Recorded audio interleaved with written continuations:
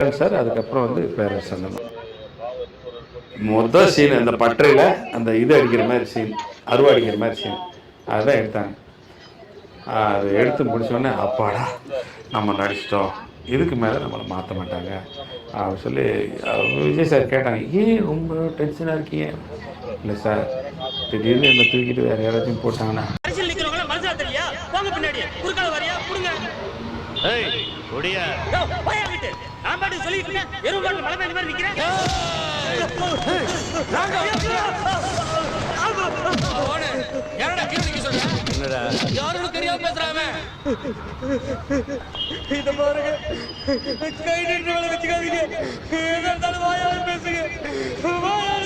அது ஒவ்வொரு நாள் ஷூட்டிங் போகும்போதும் ஷூட்டிங் முடிஞ்ச உடனே டைரக்டர் கூப்பிடுவாங்க, பெஞ்சமின் அந்த டெத்து சீக்வன்ஸ் அதை கொஞ்சம் ஹோம்ஒர்க் பண்ணிக்கிட்டே இருங்க, அந்த டைலாக் வந்து இப்படி பேசணும், ஆத்தா கருப்பு ஊ அப்படின்னு ஒவ்வொரு நாளும் அந்த டைலாக் சொல்லி சொல்லி சொல்லி சொல்லி டைரக்டர் இம்ப்ரூவைஸ் பண்ணிக்கிட்டே இருப்பார். ஒரு 150 நாளைக்கு மேலே இதே சொல்லிகிட்டு இருக்காரு. டெய்லி ஷூட்டிங் முடிஞ்சோடனே இதுதான் சொல்லுவார். என்னடா அப்படி இந்த சீனில் அப்படி என்னதான் இருக்குது அப்படின்னா, அந்த இடம் தான் டெத் ஆகிற சீன், அந்த சீக்வன்ஸ். அப்புறம் அந்த சீன் கமலா தேட்டரில் தான் எடுத்தாங்க. ஒரு கிட்டத்தட்ட ஒரு 2000 பேருக்கு மேலே க்ரௌடு போட்டு ஃபைட்டர்ஸ்லாம் என்னை அடித்து தூக்கி போடணும். அடிக்கும்போது எனக்கு இந்த ஃபைட் நேக்கெல்லாம் தெரியாது. அப்போ அவங்க ஃபைட்டருங்க சொன்னாங்க, டூப் போட்டுக்கலாம் சார் பெஞ்சமினுக்குன்னு. நான் இல்லைண்ணே டூப்பெல்லாம் வேணாண்ணே, நானே நடிக்கிறேன், கோளாறுல நானே நடிக்கிறேன்ட்டேன். அப்படி அடி மாப்பிள்ள, சரி வா அப்படின்றார் ஒருத்தர்.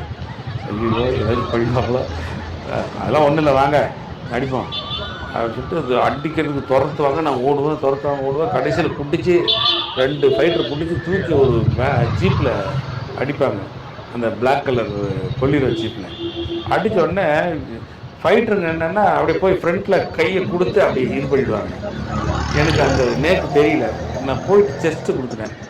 இந்த செஸ்ட்டில் ஒரு ரிப்பு எலும்பு உடஞ்சி புஷ்ஷுன்னு வீங்கிடுச்சு. உடனே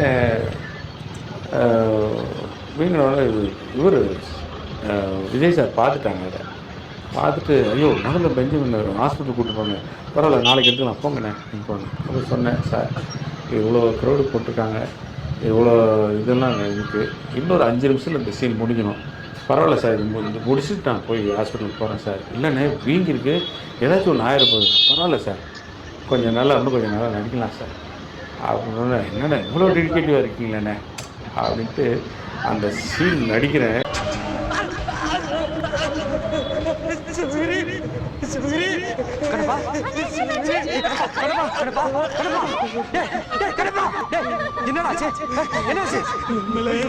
எந்த கடவுளை பிரிக்க முடியாத சொன்னியடா, இந்த மெட்ராஸுக்காரங்க பிரிச்சுட்டாங்கடா.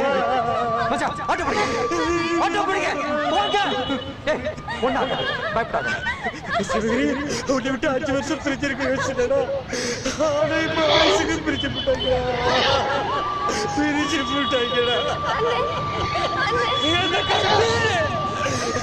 அந்த கருப்பு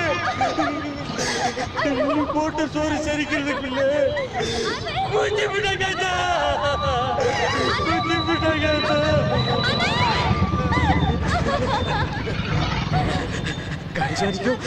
கடைசி வரைக்கும் நம்ம ஒண்ணு சேர்ந்து படம் பார்க்க முடியலையடா.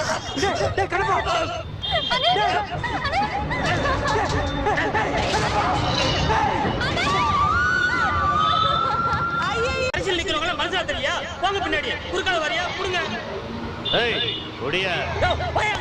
நான் பாட்டு சொல்லிட்டு இருக்கேன், எருவு பாட்டு மலை மேல மாதிரி நிக்கிறேன்.